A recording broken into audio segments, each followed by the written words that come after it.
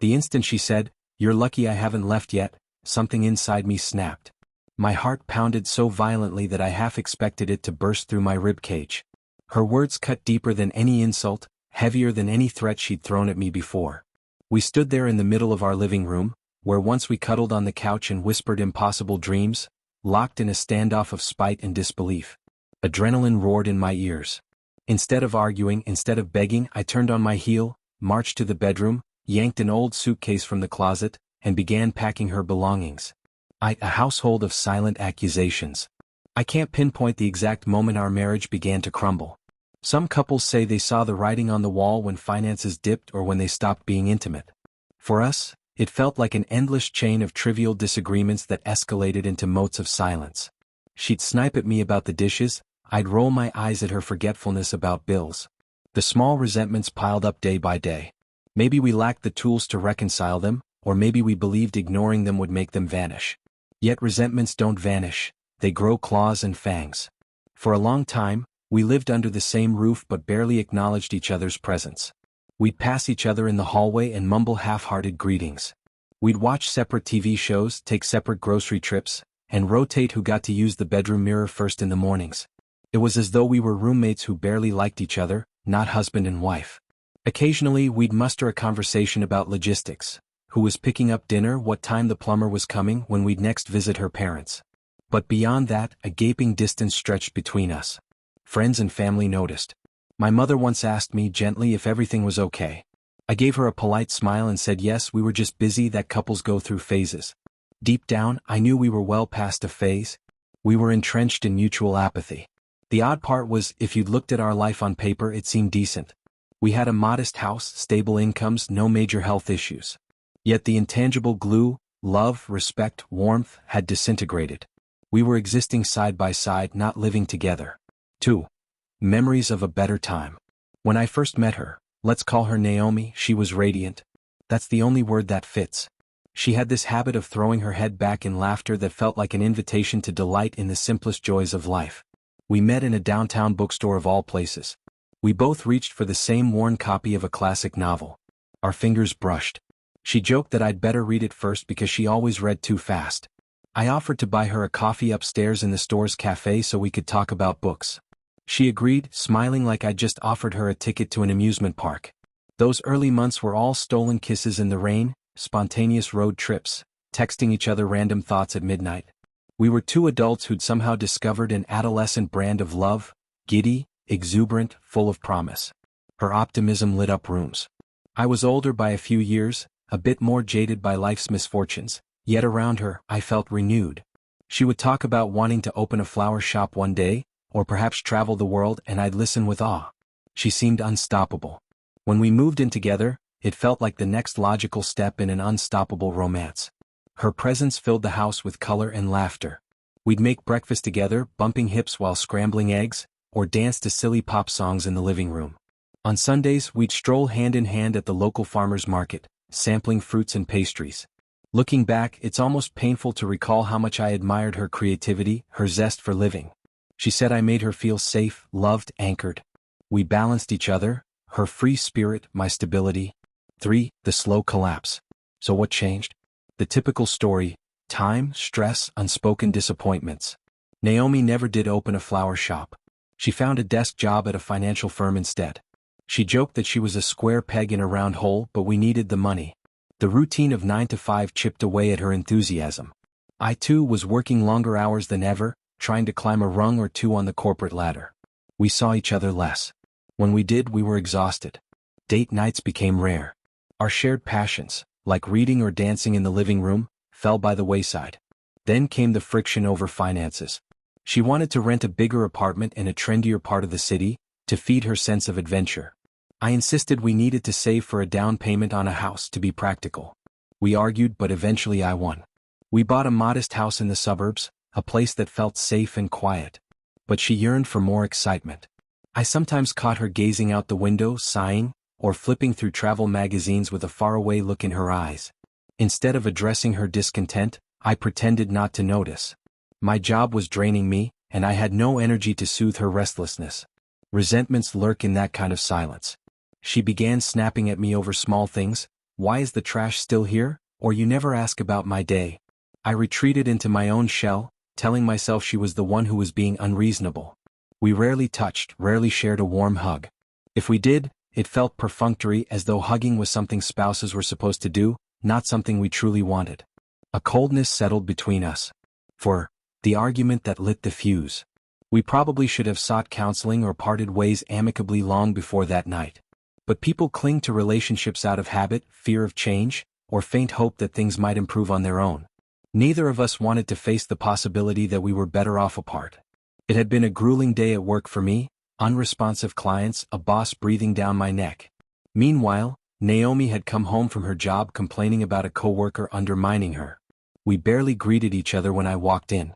Instead, she tossed me a bill from a medical appointment we'd forgotten to pay. I grumbled that she was supposed to handle it, since it was her doctor visit. She said something snarky. I said something meaner. Within seconds, we were in a full-blown fight, the kind where you dredge up old hurts that have little to do with the present moment. You never listen, she snarled. You never cared about my dreams, about who I really am. That's not fair, I shouted back. All I do is work to keep this house running while she what? Spends her days pouting at an office job she hates? The sentence hung in the air, unspoken but understood. Her eyes flashed with hurt, then a kind of fury I'd never seen before. That's when she hurled the words that ignited the final meltdown. You're lucky I haven't left yet. It stung because it sounded like she was implying I wasn't worth staying for, that I should be grateful she was still around, like a reluctant guest. My pride rebelled. I refused to let her have that power. If she believed she was doing me a favor by not walking out, then maybe I should show her the door. Anger blazed inside me, anger at myself for letting it get this far, anger at her for speaking so callously. Veet packing her suitcase. And so, I marched upstairs to our bedroom. She followed me, demanding to know what I was doing, probably expecting I'd just slam the door or put on some dramatic show. Instead, I flung open the closet, grabbed the battered blue suitcase she always used for vacations, and began yanking her clothes off their hangers. My hands shook with adrenaline, half dreading that she might physically stop me. But she just stood there stunned. I threw jeans, blouses, a few pairs of shoes into the suitcase, not caring about neatness. You think I'm lucky you're here? I spat. Then fine. If I'm not worth your time, if I'm so beneath you, let's fix that. My voice sounded strange to my own ears, louder and colder than I'd ever heard it. She tried to protest, but I cut her off. No, Naomi, I'm done hearing how worthless I am. I won't beg you to stay if it's such a burden. I zipped up the suitcase with trembling hands. Downstairs, I dragged the suitcase to the front door. She followed, still silent, tears streaming down her face now. I yanked open the door and stepped aside. There's your path, I said, a harsh dryness in my throat. You want to leave? Then leave. The only sound was her ragged breathing. I half expected her to bolt out in a final storm of fury. But she just stared at me, tears shining under the hallway light. Eventually, she grabbed her coat from the hook, fumbled for her car keys, and wheeled the suitcase out onto the porch. The door clicked shut behind her, leaving me alone in the hush of a house that had become far too large and empty. 6. The aftermath of a hurricane. The quiet that followed her departure was deafening. Once the shock wore off, I slumped against the wall, head in my hands, unable to decide if what I felt was relief or devastation. My heart hammered in my chest and I was drenched in cold sweat. I told myself I'd done the right thing, that if she was going to threaten to leave, she should do it openly. But a part of me shriveled with regret, recalling how once upon a time, I would have done anything to see her smile. I spent that night wandering through the house. Every room felt haunted by her presence. Her half-finished puzzle on the dining table, the blanket she always used draped over the couch, the faint scent of her perfume in the bedroom. Around midnight, I found myself flipping through old photo albums we'd tucked away in a dusty cabinet. We looked so young, so careless in those pictures. We were at a lake, laughing with water droplets glistening on our sunburned skin. Next to the pictures, I found an old letter she wrote me during our first Valentine's Day together, praising all the ways she felt cherished. That letter felt like it belonged to a different person in a different universe. I couldn't sleep, so I ended up on the living room couch, staring at the ceiling, wondering if maybe I'd made a colossal mistake. But I also felt a strange sense of empowerment. For once, I'd refused to grovel or let her words reduce me to a guilty shadow. I'd always handled her criticisms with meek compliance, hoping it'd keep the peace. Now I called her bluff. 7. The following days. The next few days blurred together in a haze of conflicting emotions. I texted her, not sure what to say. She didn't reply at first. I went to work, telling coworkers that I was fine when they asked if I was okay. On the third day, she finally answered one of my texts, a short message: staying with a friend. Need time. Time for what? I typed back, but she didn't respond. At times I felt a pang of worry. She had her suitcase, but did she have enough money? Did she have someone else to lean on? Should I have offered her more help, or was that paternalistic? Then I remembered how she told me I was lucky she hadn't walked out. The bitterness returned. I reminded myself that she'd chosen to degrade me rather than talk through her unhappiness. Work became my refuge, ironically. I threw myself into tasks, volunteered for extra shifts, anything to keep my mind from spiraling. But nights were rough. The bed was too big. The house too silent. I'd turn on the TV just to hear voices, to fill that emptiness. Eventually, I found some sense of routine. Come home, reheat leftovers, avoid the bedroom as long as possible, then crash on the couch with the TV murmuring in the background until I drifted off. 8. Friends in the middle. Mutual friends and family soon found out. Some were bewildered. Others claimed they'd seen it coming. One of her closest friends, Beth, called me one afternoon. Beth's voice trembled, a mixture of sympathy for both Naomi and me.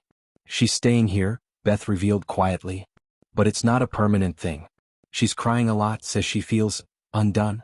A pang stabbed my chest at the image of Naomi crying. Beth hesitated before continuing. She regrets saying some of the things she said, but she doesn't know what to do next. My throat tightened. Part of me longed to drive over, scoop Naomi into my arms and vow we'd fix everything. Another part fumed, remembering how she treated me like I was the worthless one. Beth sighed. I'm not trying to meddle. But I know you both. You used to be so good together. Maybe talk? I told her I needed space and she told me she understood. That was that. Meanwhile, my own best friend Marco insisted I take a stand. You deserve someone who respects you, he said, frowning in disgust at the predicament. If she's so eager to leave, let her. Don't degrade yourself chasing after her. His words echoed my own anger, but they offered little solace at night when I found myself staring at old photos or checking my phone for any message from her. 9. Flashes of the past. You might ask why I kept torturing myself with memories. The truth is, heartbreak is complicated. Even though she wounded me deeply, I couldn't erase the love we'd once shared. In my quietest moments, I recalled the day she said yes to marrying me. We were on a small hiking trail overlooking a valley. The sky was pink and gold, the air crisp. I'd stumbled over my words, but she lit up with tears of joy and whispered, "Of course I'll marry you, silly." We were so sure we'd face any storm together. Now, it felt like we'd faced the first real storm of our marriage and had utterly failed each other. I wondered if it was all my fault. Should I have listened more? Should I have encouraged her to pursue those dreams she once clung to? Did I let my cynicism overshadow her brightness? It's her return. Sort of. About a week after she left, Naomi showed up at the house unannounced. I was in the garage, rummaging for some tools, when I heard the car pull into the driveway. My heart slammed in my chest. Was she here to reconcile? Or to pick up more of her stuff? I took a deep breath and stepped out, bracing for whatever might unfold. She stood by her car, hugging her coat around her, eyes downcast. The battered suitcase sat in the back seat. She offered a feeble smile, half apology, half nervousness. I needed some clothes," she muttered. I nodded, unsure what to say, and let her inside. Stepping back into the house, she paused in the foyer, scanning the familiar surroundings. She looked older, tired, as though she hadn't slept much. I led her to the bedroom. As she gathered some more of her belongings, neither of us spoke. The tension was thick enough to choke on. Finally, I broke the silence. "How are you doing?" I asked, my voice unsteady. She shrugged, not meeting my eyes. "Surviving. Staying at Beth's for now." Then, after a shaky breath, she added, "About that night. I didn't mean to say." But I stopped her with a raised hand. "Let's not rehash it," I said quietly. Anger and sadness wrestled inside me, but I couldn't handle a half-hearted apology. "You said what you said. I guess we can't unsay things." She nodded, tears gathering at the corners of her eyes. For a fleeting moment, I wanted to embrace her, to wipe those tears away. But I remembered the venom in her voice. My emotions twisted. She stuffed clothes into a bag, trembling as she zipped it up. On her way out, she paused. "I'll be back for the rest." Then, as if searching for a glimmer of hope, she asked, "Do you want to talk about us? Maybe figure out what's next?" My throat felt like sandpaper. Not right now, I managed, half choking on my words. She nodded, tears escaping down her cheeks, and left. The door shut behind her, and again I was alone with a fresh wave of emotional whiplash. 11. Time apart. Days rolled into weeks. She didn't come back for the rest of her belongings right away. Maybe she was hoping I'd reach out. Maybe she was dreading another confrontation. I tried burying myself in everyday routines. I cleaned the house, discovering how truly shared our space had been. Her lotions in the bathroom, her art supplies in the closet, her coffee mug with a chipped handle that she refused to throw away. It was impossible to fully escape her presence. Late one night, I decided to rearrange the living room furniture, a feeble attempt to break from the past. As I shoved the couch around, I found a small, folded note under the cushion. It was her handwriting, a to-do list from months ago. A mix of tasks: buy groceries, pay phone bill, pick up Dad's birthday gift. And at the bottom, write down reasons to stay hopeful. I felt a lump in my throat. She had scribbled a couple of bullet points under that heading. New day tomorrow. People can surprise you. He still cares. The final bullet point was smudged, but I could make out the words, "Don't lose faith in us." Staring at that smudged note, tears blurred my vision. Even in her frustration, she tried to remind herself that I cared. So where had we gone so terribly off track? 12. An unexpected visitor. A month after she first walked out, I came home from work to find her car parked outside. My stomach flipped. Inside, I found Naomi sitting on the couch, which was now in its new position, glancing around at the rearranged room. She looked uneasy, fingers twisting in her lap. I froze at the threshold, uncertain whether to welcome her or brace for another fight. "Your key still works," I said lamely, stating the obvious. She didn't laugh. Instead, she met my gaze with eyes that looked red-rimmed, as if she'd been crying. "We need to talk," she murmured. My heart drummed. Maybe this was the dreaded but necessary conversation. Divorce, splitting assets, final closure. She patted the space beside her, and after a moment's hesitation, I sat. We sat in silence for a heartbeat. "I said terrible things," she began, voice trembling. "And you, it was like you couldn't wait to prove that I didn't matter. Packing my suitcase, tossing me out." "I didn't toss you out," I interrupted, anger sparking again. "You basically said you were doing me a favor by staying. I know," she cut in, tears slipping down her cheeks. I was bitter, resentful. I felt trapped, not by you alone but by the life we built. And I took it out on you. I wanted a reaction and I got one. But now I see how destructive that was. "I'm sorry." Her apology sounded sincere. For a moment I was speechless. She swallowed hard. "I hate how we ended up. I hate that we don't talk about real things anymore. It's like we both gave up. I guess I was waiting for you to fix everything and maybe you thought I'd handle all the emotional stuff. We both dropped the ball." I stared at the floor. She was right. I had let resentment fester, never addressing her needs or mine. "I'm sorry too," I finally said, voice thick. "But I'm so angry, Naomi. The way you spoke to me like I was worthless." My anger wavered, overshadowed by sadness.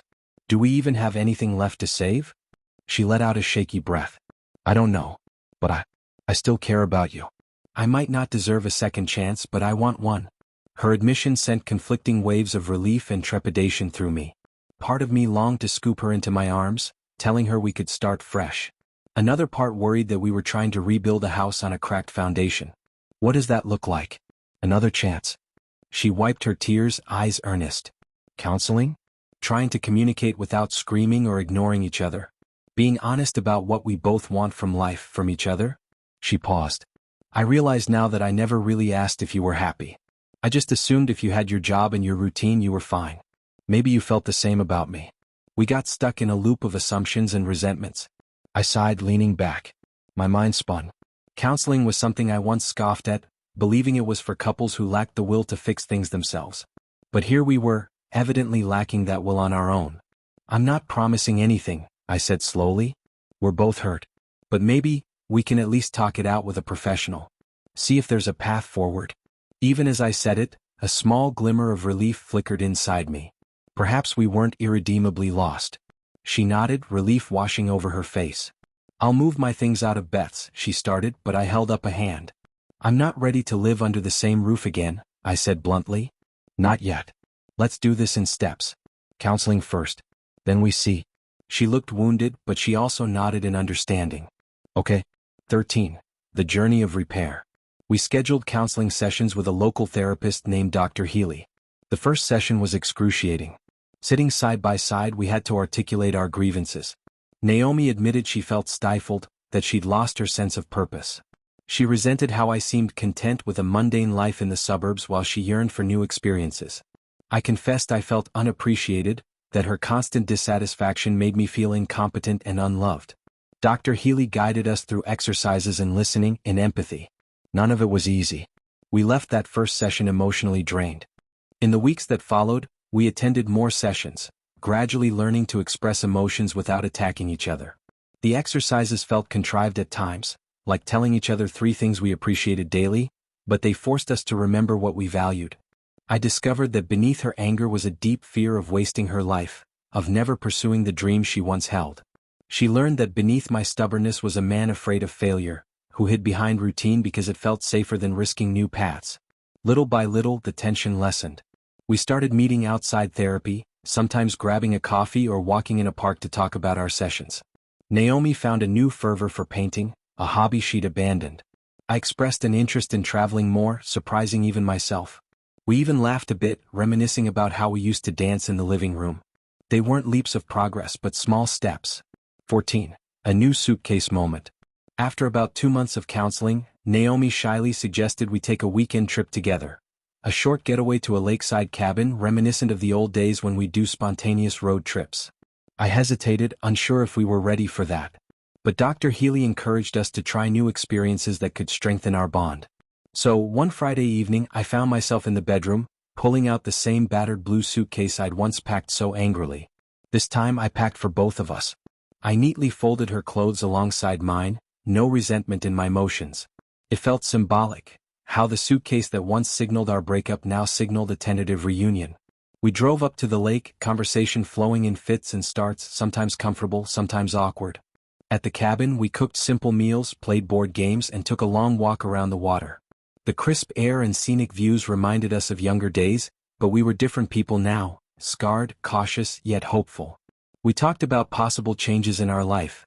Maybe she'd cut back hours at her stressful job to focus on art or horticulture.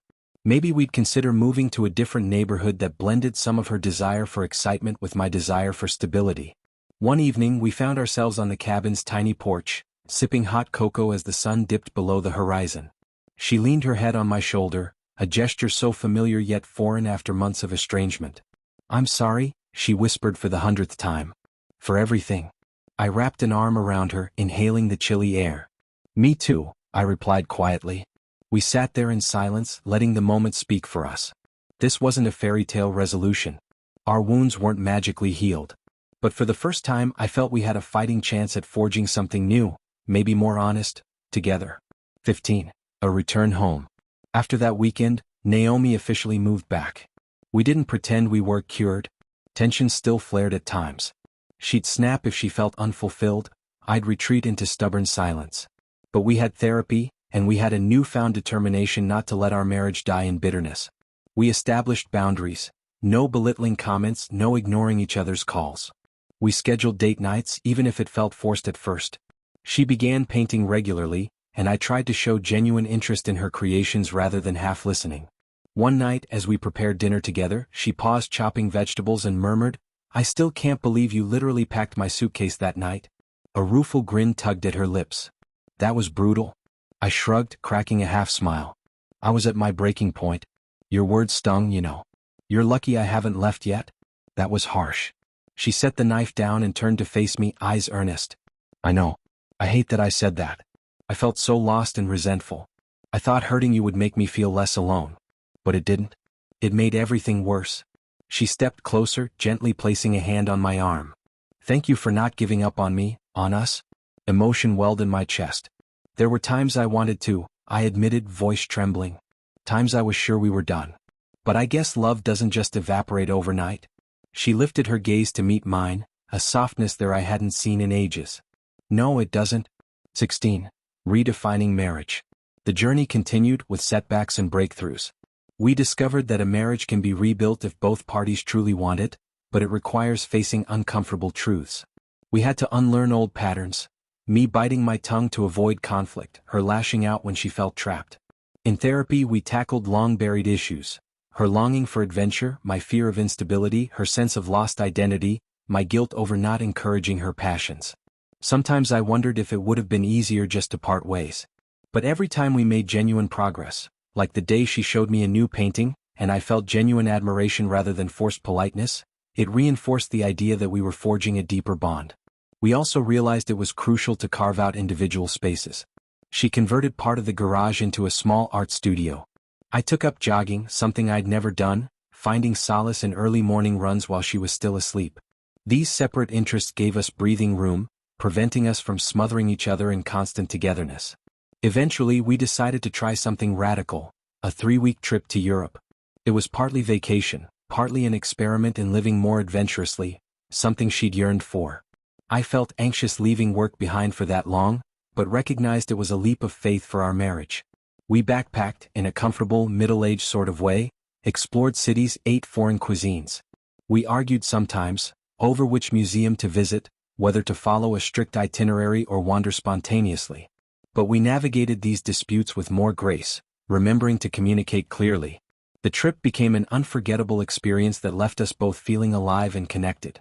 17. The new normal. After nearly a year of counseling, changes, and emotional work, we reached a point where living together felt peaceful again. Not the naive bliss of newlyweds, but a calm acceptance that we were partners in each other's growth. Our fights weren't as vicious and apologies came quicker. We learned to spot the warning signs of resentment and to address them before they snowballed. The emotional charge of that night, when I packed her suitcase, became a dark memory we rarely revisited. One evening we found ourselves in the living room, dancing to a slow tune playing softly from the radio, an echo of simpler days. She pressed her head to my chest and I felt her heartbeat against mine. We weren't perfect. We still had scars. But we had something perhaps more precious, a deeper understanding of what it meant to choose each other even when it wasn't easy. She glanced up at me, that half-smile illuminating her face. "Remember the night you dragged that suitcase to the front door?" she teased. "I actually thought you were going to fling it into the street." I chuckled, tightening my arms around her waist. "I might have if you'd pushed a little harder." She let out a genuine laugh. "I'm glad you didn't. And I'm glad we didn't give up when everything felt impossible." "Me too," I whispered. 18. Reflections on a wound that healed. Looking back, the night I packed her suitcase feels like a turning point, both an ending and a beginning. In that moment, I was prepared to sever our marriage rather than continue living in a perpetual state of threatened departure. Ironically, that drastic action forced both of us to confront the rot beneath our relationship's surface. Some might say I was petty or cruel for reacting that way. But in a twisted sense, it snapped us out of our apathy. It was painful, messy, and humiliating, but it laid bare how far we'd drifted. We had to decide if we'd walk away or fight. We chose to fight, though at times it felt like trudging through a battlefield of regrets. As I write this, I'm reminded that not everyone's story ends in reconciliation. Some couples discover they can't repair what's broken. Others find that leaving is the healthiest choice. Perhaps if Naomi and I hadn't rediscovered a flicker of mutual love, we would have parted ways. And perhaps that would have been okay too. But life gave us a chance to salvage something battered yet meaningful. And so we tried. Today we haven't magically reverted to the starry-eyed lovers we once were. We've changed. We're more cautious, more aware that love is a choice we make daily. She's exploring a new career path that aligns more with her creative side, working part-time in a floral boutique and devoting more time to painting. I'm learning to let go of rigid plans for the future, to embrace spontaneity. Sometimes she teases me into spontaneous late-night drives or short trips, and I surprise myself by going along, no longer as worried about perfection or control. 19. Epilogue, a second chance. A year and a half has passed since the night she declared I was lucky she hadn't left. Sometimes, in moments of calm affection, she'll whisper, "I'm so glad I stayed." It's her small way of rewriting that cruel statement. I usually respond by hugging her tight, both of us remembering how close we came to losing everything. We've made new memories in that battered suitcase, real vacations, not just threatened departures. Whenever we pack it now for a weekend away or a short trip, I can't help but recall the night I stuffed her clothes into it out of spite. It's a tangible reminder of what we overcame. Each time I close its zipper, a small shiver of gratitude runs through me. We nearly ended. But we're still here, forging forward. People sometimes ask if I trust her not to leave again. Trust is a work in progress. But I believe we have a stronger foundation now. We talk openly about dissatisfaction or restlessness before they morph into giant issues. She knows I'll listen. I know she'll speak her truth rather than burying it until it explodes. We're different people, shaped by a crisis that forced us to reevaluate everything. The counselor once told us, conflict can either deepen intimacy or destroy it. That phrase stuck with me. We teetered on the brink of destruction but managed to pivot toward deeper intimacy. An intimacy rooted in honesty, vulnerability, and the acceptance that neither of us is perfect. So, if you asked me what I learned from all this, I'd say, sometimes we need a shock to break free of destructive patterns. My wife said, "You're lucky I haven't left yet." That night, I decided to call her bluff, to refuse a relationship built on cheap threats. Packing her suitcase and showing her the door was a moment of raw desperation. It could have spelled the end, but instead, it opened the door, figuratively and literally, to confronting our demons. I won't romanticize the journey. It was painful and I wouldn't wish that heartbreak on anyone. But ironically, it led us to a place of rebirth. A year and a half later, I see her smile in the morning, watch her brew coffee in her pajamas, and feel a quiet, profound appreciation that we're still together. We bear scars, yet we also share a deeper bond for having walked through the fire. She occasionally jokes about writing a memoir titled, "The Suitcase That Saved Our Marriage," but we laugh it off. Neither of us truly wants to relive that night, but we've learned from it. It's become a symbol of how close we came to losing each other, and how, in the end, we chose to try again. Maybe that's what marriage is at times. Packing and unpacking the baggage, deciding every day whether to stay or to go. We decided to stay, and for that I'm grateful. Who knows what the future holds? Life is unpredictable and relationships are always evolving. But for now, as I watch her hum softly while painting in the garage, I'm reminded that sometimes you have to stand your ground to discover if the other person will meet you halfway. She did. And so did I. And that's enough for today.